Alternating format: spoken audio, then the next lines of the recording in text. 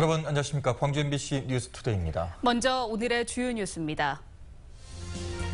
수확을 앞둔 농작물이 가뭄과 불볕더위에 타들어가고 있습니다. 병해충도 들끓고 있습니다. 바닷물 온도가 30도 안팎까지 오르면서 전복에 이어서 키조개와 바지락, 새꼬막 등 조개 종류가 집단 폐사하고 있습니다. 불펜 투수들의 피로도가 높아지면서 기아 타이거즈가 요즘 다 잡은 경기를 놓치는 경우가 잦아 뒷문 단속이 시급합니다. 이른바 김영란법 시행을 앞두고 공직사회가 열공 모드에 들어갔습니다. 불볕더위와 가뭄이 계속되면서 수확기를 앞둔 농작물이 타들어가고 있습니다. 추석이 20여일 앞으로 다가온 가운데 병해충까지 기승을 부리고 있어서 이대로 가다가는 풍년 농사를 장담하기 어려울 것으로 보입니다. 이계상 기자입니다. 산비탈에 널찍한 사과 농장이 자리 잡고 있습니다. 가지마다 사과가 주렁주렁 매달려 있는데 사과가 제 빛깔을 내지 못하고 있습니다. 폭염에다 열대야가 계속되면서 나무가 광합성 작용을 해도 영양분이 열매로 가지 않기 때문입니다. 가뭄 속에 병해충도 극성을 부리고 있습니다. 밤마다 흡수 나방이 몰려들어 애써 키운 사과에 흠집을 내기 일쑤입니다. 추석에 나올 사과 때문에 색깔도 내고 여러 가지 일이 많은데 그 또 과일도 따내야 되니까 일이 아주 덥기는 하고 좀 힘든 여름이네요. 농수로의 물 공급이 끊기면서 수확기 밭작물은 타들어가고 있습니다. 가지와 잎이 말라 시들시들하고 그나마 열린 고추도 제대로 크질 못했습니다. 벌레가 전염시키는 바이러스가 확산된 데다 올여름 담배 나방의 공습으로 고추 열매가 썩거나 군데군데 문드러졌습니다. 현재 추세대로라면 올해 고추 수확량은 예년의 절반 수준에 그칠 것으로 우려됩니다. 시들어져가지고 있지 않습니까요? 그러니까 이제 이 자체가 꽃이 자체가 안 커버려요. 꽃이 자체가 갖고 수확량이 떨어질 것 같아요. 이삭이 패는 시기인 벼에도 일부 지역에서 이삭 도열병과 잎진무늬 마름병 등 병충해 피해가 우려되고 있습니다. 최근 20여 년 사이에 최악의 가뭄과 폭염이 이어지면서 수확기를 맞은 농심도 바짝 타들어가고 있습니다. MBC 뉴스 이계상입니다. 본격적인 채취철을 맞은 페루에서도 고수온 피해가 속출하고 있습니다. 키조개와 바지락 양식장은 쑥대밭으로 변했습니다. 문현철 기자입니다. 바다에서 각 건져올린 키조개입니다. 조개살은 흐물흐물 녹아내리고 썩는 냄새가 진동합니다. 지난주 첫 발생한 폐사 피해가 전국적인 키조개 주산지인 장흥 등량만 전체로 번졌습니다. 3년 동안 정성 들여 키워 추석 대목 출하를 앞둔 터라 피해가 더 큰 실정입니다. 지금 추석물에 왜 출하를 할 그런 예산하고 또 수출을 지금 저희들이 일본 수출을 하고 있기 때문에 많은 수출을 지금 해야 되는데 다 지금 하지도 못하고 있는 그런 실정입니다. 고수온 피해는 다른 페루에서도 속출하고 있습니다. 바지락과 피조개, 새꼬막 등 등량만 일대 양식장 대부분이 쑥대밭으로 변해버렸습니다. 이들 페루가 견딜 수 있는 최고수온은 28도. 그런데 최근 보름 넘게 30도 안팎을 오르내리면서 집단 폐사하고 있는 겁니다. 피해액을 저희 나름대로 지금 조사를 해서 상부기관의 도에 보고하고 지금 남해수산연구소와 협조하여 앞으로 정확한 피해 원인을 분석할 계획입니다. 바닷물 수온이 떨어지지 않는 한 폐사를 속수무책으로 지켜볼 수밖에 없는 어민들은 깊은 시름에 빠졌습니다. MBC 뉴스 문현철입니다. 전남 지역 강수량과 저수율이 크게 떨어져 가뭄 피해 예방을 위한 특별 관리가 시작됐습니다. 전남도는 최근 2달 동안 전남 지역 강수량이 333mm로 평년의 75% 수준에 머물고 저수율도 평년의 78% 수준으로 감소해 가뭄 위기 관리 기준상 관심 단계에 들어갔다고 밝혔습니다. 다음 달까지 가뭄이 계속돼 주의나 심각 단계로 확산될 경우에 생활용수를 시간대별로 제한 급수할 계획입니다. 모기도 입이 삐뚤어진다는 절기 처서지만 절기가 무색하게 오늘도 폭염이 이어지겠습니다. 현재 광주의 아침 기온 보시면 26.3도로 높게 출발하고 있고요. 낮 최고 기온은 34도로 어제와 비슷한 더위가 예상됩니다. 전남 대부분 지역에서도 35도 안팎의 낮 기온을 보이겠습니다.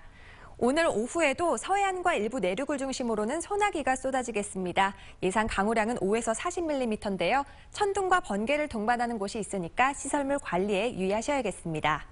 현재 영광과 진도, 신안과 무안에서는 안개가 짙게 끼어 있어서 시정이 좋지 않습니다. 출근길 안전운전 하셔야겠습니다. 오늘 기온 보시면 담양의 낮 최고 기온이 33도, 화순이 34도를 보이겠습니다. 목포의 낮 최고 기온이 33도, 영암과 장흥이 33도로 어제와 비슷한 기온이 예상됩니다. 구례와 순천, 광양이 25도 이상으로 높게 출발하고 있고요. 보성과 공의 낮 최고 기온 33도로 예상됩니다. 날씨였습니다. 김영란법이라 불리는 청탁금지법 시행이 한 달 앞으로 다가오면서 자치단체와 교육청을 비롯한 공공기관들이 공무원들을 대상으로 교육에 나섰습니다. 광주시의 경우 낮은 청렴도 평가를 이참에 끌어올리기 위해 안간힘을 쓰고 있습니다. 김철원 기자입니다. 무리한 형질 변경을 요구하는 그린벨트 내 토지주의 민원을 받아주지 않은 공무원 B씨.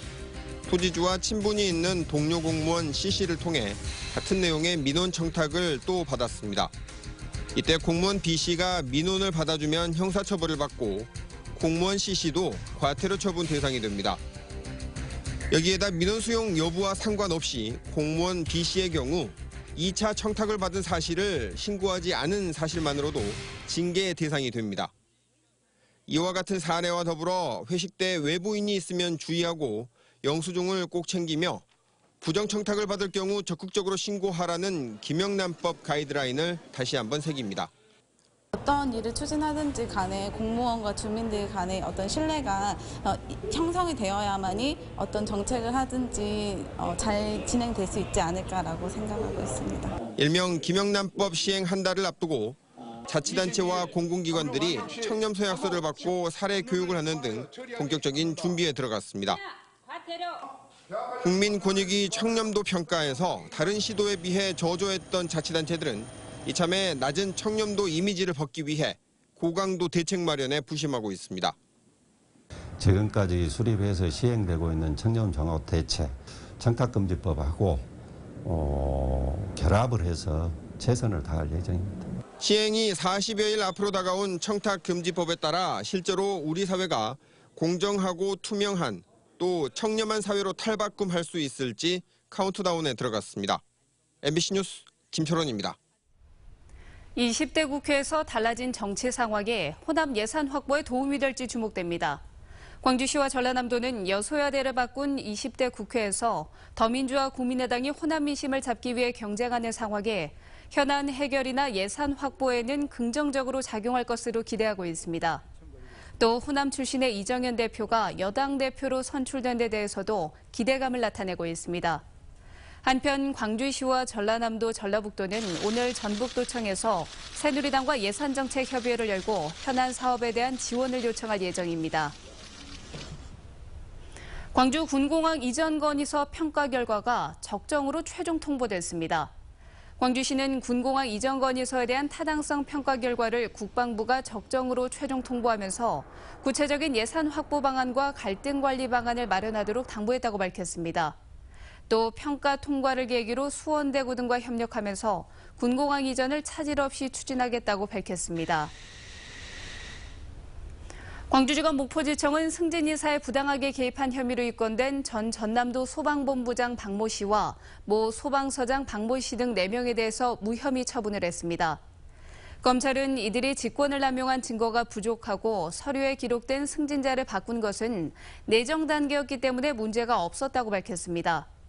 박 씨 등은 지난해 7월 소방서장급인 소방정 심사 과정에서 심사위원들이 승진자로 결정한 성적 상위자를 후순위 직원과 바꾼 뒤 심사 서류 등 증거를 없앤 혐의를 받았습니다. 당시 승진에서 탈락한 김모 씨는 무혐의 처분에 불복해 항고했습니다. 오늘 새벽 1시쯤 영광군 법성면의 한 식당 신축 건물에서 불이 나 소방서 추산 2억 2천여만 원의 재산 피해를 내고 2시간 만에 꺼졌습니다. 경찰과 소방당국은 식당 내부에서 불길이 시작됐다는 목격자의 말을 토대로 정확한 화재 원인을 조사하고 있습니다.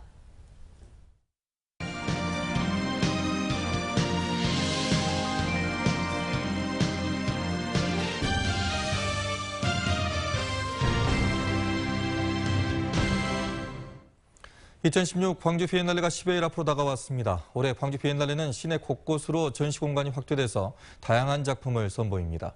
또 광주의 젊은 작가들도 전시에 참여해서 세계 미술 무대 작품을 선보입니다. 이미진 뉴스 리포터입니다.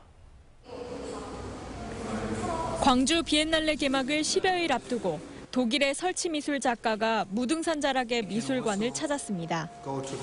이 미술관 전체를 하나의 설치 작품으로 만들겠다는 건데요. 전시관 안팎에 등산 장비 등의 소품을 활용한 정원들을 만들어 등산객 누구나 드나들며 작품을 즐기게 할 계획입니다. I think in the circumstances here, with a broader audience coming to Museum, maybe going to the outdoor sale, I think it's a more interesting concept under the given circumstances. 올해 광주 비엔날레는 이런 식으로 다양한 공간에서 지역 밀착형 작품이 관객들을 만납니다. 운림동에 있는 무등 현대미술관과 의제미술관, 우제길 미술관에 장소의 특성이 살린 작품이 전시되고 구도심 지역인 국립아시아문화전당과 두암동 커뮤니티 센터에서는 도시재생과 관련한 프로젝트를 선보입니다. 애벌레처럼 보이는 이 그림은 층층이 겹쳐있는 깊은 주름 속에 작가의 기억이 담겨 있습니다. 광주에서 활동하는 작가는 손을 대면 찔릴 것 같은 촉각적인 매개를 통해 관객과의 소통을 시도합니다. 올해 광주 비엔날레에는 이 작가를 비롯한 4명의 지역 청년 작가들이 본전시에 참여해 세계 미술 무대의 작품을 소개합니다. 젊은 작가로서 이런 예술가들이 광주를 이해하고 또 그들이 소통하고자 하는 색다른 방식들을 곁에서 이렇게 볼 수 있었던 그런 경험들이 좀 많이 소중했던 것 같습니다. 시민들과 청년 작가들에게 한 걸음 더 가까이 다가선 광주 비엔날레는 다음 달 2일 66일간의 대장정에 들어갑니다. MBC 뉴스 이미지입니다. 지난 주말 국립아시아문화전당에서 열린 월드뮤직 페스티벌이 이틀 동안 2만여 명의 관객을 끌어모으면서 성황리에 막을 내렸습니다. 문화전당 개관 이후 처음으로 예술극장과 야외 무대에서 열린 이번 페스티벌은 10개 나라에서 참여한 뮤지션들의 수준 높은 공연과 최첨단 무대 기술을 선보여서 관객들의 갈채를 받았습니다. 아시아의 민속무용을 한자리에서 감상하는 춤으로 만나는 아시아 광주 공연이 다음 달 2일 저녁 국립아시아문화전당에서 열립니다. 올해 9회째인 춤으로 만나는 아시아에는 인도네시아와 중국, 타지키스탄 등 7개 나라를 대표하는 민속무용팀이 참가해 수준 높은 공연을 펼치고 아프리카, 세네갈 민속무용단이 특별 출연합니다. 춤으로 만나는 아시아는 지난 2007년 경상대학교 아시아춤문화연구소 주최로 시작돼 국내 최대 민속춤 축제로 자리 잡았고 광주 공연은 올해가 처음입니다.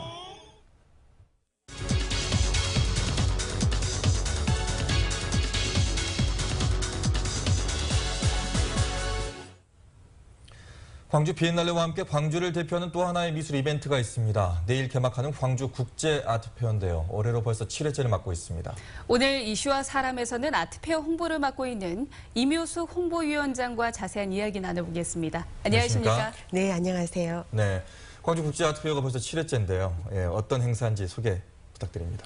네, 광주 국제 아트페어는 광주광역시가 야심차게 준비하는 미술 행사로서 광주는 광주 비엔날레와 함께 문화와 그리고 미술을 사랑하는 애양으로 알려져 있습니다. 광주 비엔날레가 현대미술의 동시성을 보여주는 그런 현대미술의 장소라고 말씀을 드리면 광주 국제 아트페어는 미술의 시장을 개척하는 작가와 갤러리들이 모여서 판매를 위한 전시로 진행이 됩니다. 금년 광주 국제 아트페어는 이런 판매 위주의 본 전시와 함께 다양한 기획전과 특별전으로 저희 광주의 문화 역량과 미술의 힘을 전 세계로 보여주는 행사가 될 것입니다. 네, 올해도 많은 나라에서 갤러리 그리고 작가들이 참여를 했는데 눈여겨볼 만한 갤러리나 작품들 소개 좀 해주시죠. 네, 올해는 국제 아트페어의 위용이 맞도록 전 세계 13개국에 굉장히 파워 있는 갤러리들이 30여 개 참여를 하고요. 국내에서도 많은 갤러리 참여를 해서 74개의 갤러리 부스가 진행이 될 예정입니다. 네. 뿐만 아니라 광주에서 그리고 광주를 빛내는 수많은 작가들의 115명의 개인 작가 부스가 같이 진행이 되는데요. 본 전시 안에 같이 진행이 되는 유네스코가 인정한 특별 부스가 눈여겨보실 만도 하고요.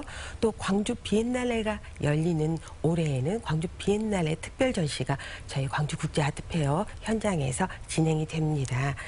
광주에서 활동을 하고 있고 비엔날레 위용에 만든 광주에서 활동하는 약 25명의 작가와 해외에서 활동하는 35명의 작가가 함께 진행하는 광주 비엔날레 특별전도 대단히 눈여겨볼 만한 전시이고요. 유네스코가 인정한 중국 작가 왕두와 한웅수 작가의 아주 우리에게 사회적인 이념을 재미있게 보여주는 전시 또한 굉장히 중요한 전시라고 하겠습니다. 저희 지역에서 중진이자 또 미술계에 굉장히 알려져 있는 강영균, 황영성 화백의 특별 초대전 또한 여러분들에게 아주 좋은 미술 세계를 관람하실 기회를 드릴 테고요. 2016 조형 페스티벌 그리고 젊은 청년들에 의한 영 아티스트 전 등 다양한 기획과 특별전이 여러분들을 기다릴 예정입니다. 네, 자, 전시도 볼 수 있고 또 내가 마음에 든 작품을 또 살 수도 있는 네네. 어떻게 보면 시장인데 네. 이번에는 거기에 더불어서 공공성이라든가 또 시민 참여할 수 있는 것까지 좀 늘렸다면서요? 네, 맞습니다. 앞서 말씀드린 유네스코 특별 부스의 경우는 유네스코가 인정한 작가들의 작품을 우리 일반 시민들이 구매해서 그 이익금으로써 우리 불우 청소년과 아주 좋은 공공의 목적으로 이 기금이 활성될 예정이고요. 또 사회 리더 드로잉전은 사회 리더로서 각계각층의 분들이 미술에 참여를 하고 또 참여하신 작품들이 판매가 될 경우 불우 청소년에게 역시 사용될 예정입니다. 뿐만 아니라 가족들과 또 다양하게 또 연인들, 친구들이 오셨을 때 많은 기획전에 의해서 여러분들이 진정 미술 축제를 즐기실 수 있도록 여러 가지 프로그램으로서 여러분들에게 멋진 미술의 한마당을 보여드릴 예정입니다. 네. 그리고 또 지역에서 활동하는 작가들이나 신진 작가들은 사실은 활동할 무대가 적잖아요. 네네. 그런 분들을 위해서 프로그램은 마련이 되어 있습니까? 네. 앞서 그 작가 전시라는 작가 갤러리 부스들이 함께하는 특별한 공간이 광주 국제 아트페어라고 말씀을 드렸는데요. 일반적으로 아트페어는 화랑 위주입니다. 그러다 보니 젊고 이제 막 움트고 있는 미술 작가들에게는 쉽지 않는 문턱이 높고 또 많은 그 참여 기회가 없는 게 현실이었습니다. 그러나 광주국제아트페어는 작가들의 부스를 우리가 배려를 함으로써 이제 막 미술계와 그리고 또 일반 시민에게 많은 작품 활동과 또 그들의 예술을 보여주고 싶어하는 그런 미술가들에게 새롭게 미술 시장으로 진입할 수 있는 교두보 역할을 할 수 있도록 저희가 많은 배려를 하고 있습니다. 네. 자, 끝으로 많은 분들이 관심을 가지고 또 찾으실 텐데 당부 말씀 있으시다면요? 네. 금년 광주국제아트페어는 국립아시아문화전당에서 진행이 됩니다. 이제까지의 김대중 컨벤션과 달리 구도심이기 때문에 교통적인 부분이 여러분에게 조금 불편하실 수도 있습니다.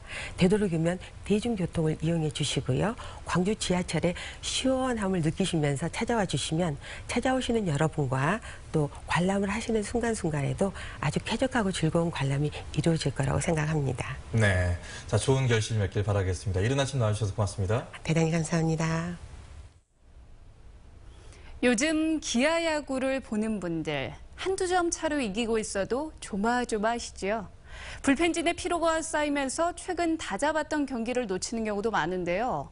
뒷심 부족이 가을 야구에 발목을 잡지 않을까 걱정입니다. 한신구 기자입니다. 8회 초 수비, 기아 팬들의 가슴이 또다시 타들어갑니다. 석점차 앞선 상황에서 끝내 넉 점을 허용하며 다 잡았던 경기를 놓칩니다. 지난 18일 롯데전에서도 연장 10회 밀어내기 볼넷을 허용하며 역전패. 기아 타이거즈가 후반기 들어서 이처럼 불펜 고민에 소가리를 하고 있습니다. 시즌 초반 선발 투수가 이탈해 불펜 자원을 끌어다 쓰면서 피로가 쌓여서 경기 후반 허무하게 역전을 허용하는 등 심각한 뒷심 부족을 드러내고 있는 겁니다.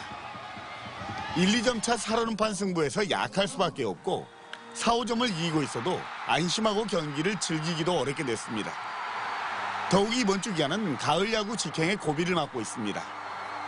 LG가 한 게임 차로 턱 밑까지 추격해온 데다가 이번 주 초와 주말엔 절대 열세를 보이고 있는 NC 두산과의 경기가 예정돼 있기 때문입니다. 그나마 다음 달 초엔 안치홍이 군에서 전역해 팀에 합류하게 됩니다. 또 부상으로 이탈했던 김진우도 실전 투구에 들어가는 등 복귀를 앞두고 있어서 힘에 붙여있는 불펜진이 얼마나 버텨내느냐가 가을 야구의 또 하나의 관건이 되고 있습니다. MBC 뉴스 한신구입니다.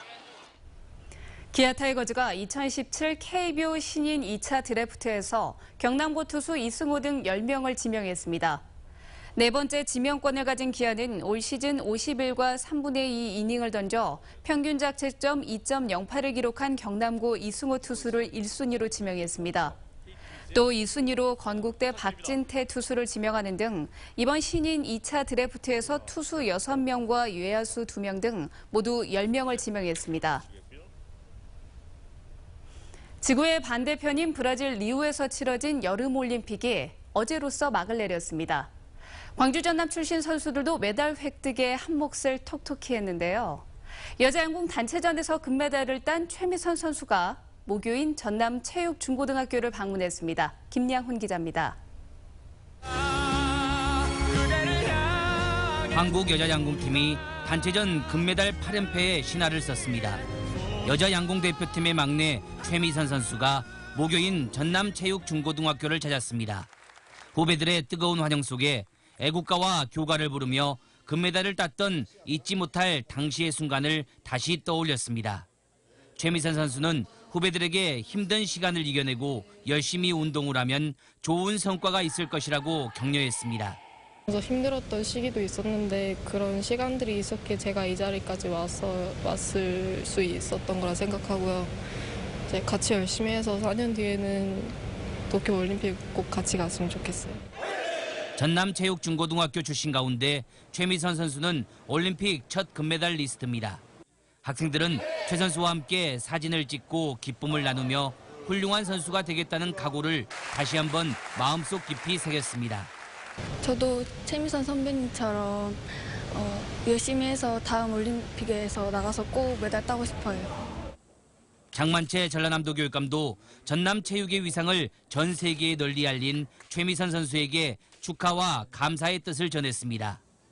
한편 2016년 리우올림픽이 막을 내린 가운데 여자 양궁의 기보배 최미선, 태권도의 차동민, 사격의 김종현 등 광주 전남 출신 선수들도 금메달 1개와 은메달 1개, 동메달 2개를 획득하며 한국 선수단의 종합 8위 성적에 기여했습니다.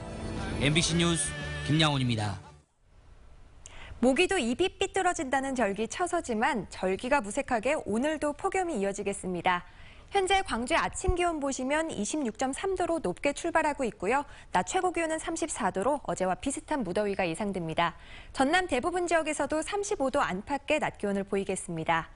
오늘 오후에도 더위를 식혀줄 소나기 소식이 있습니다. 서해안과 일부 내륙을 중심으로 5에서 40mm의 강우량이 예상되는데요. 천둥과 번개를 동반하는 곳이 있으니까 시설물 관리에 각별히 유의하셔야겠습니다. 현재 영광과 진도, 신안과 무안에서는 안개가 짙게 끼어 있어서 시정이 좋지 않습니다. 출근길 안전운전 하셔야겠습니다. 오늘 기온 보시면 장성의 낮 최고 기온이 32도, 담양이 33도, 화순이 34도로 예상됩니다. 목포의 낮 최고 기온이 33도, 영암과 장흥도 33도로 어제와 비슷한 기온 보이겠습니다. 구례와 순천, 광양이 25도 이상으로 높게 출발하고 있고요. 보성과 고흥이 33도의 낮 기온을 보이겠습니다. 오늘 남해 서부 해상에서는 물결이 조금 높게 일 것으로 예상되니까요. 항해나 조업하는 선박들은 각별히 유의하시기 바랍니다. 이번 주 후반이 되면서 더위가 한풀 꺾이겠는데요. 토요일에는 낮 최고 기온이 31도까지 떨어지면서 폭염주의보 기준보다 낮을 것으로 예상됩니다. 날씨였습니다.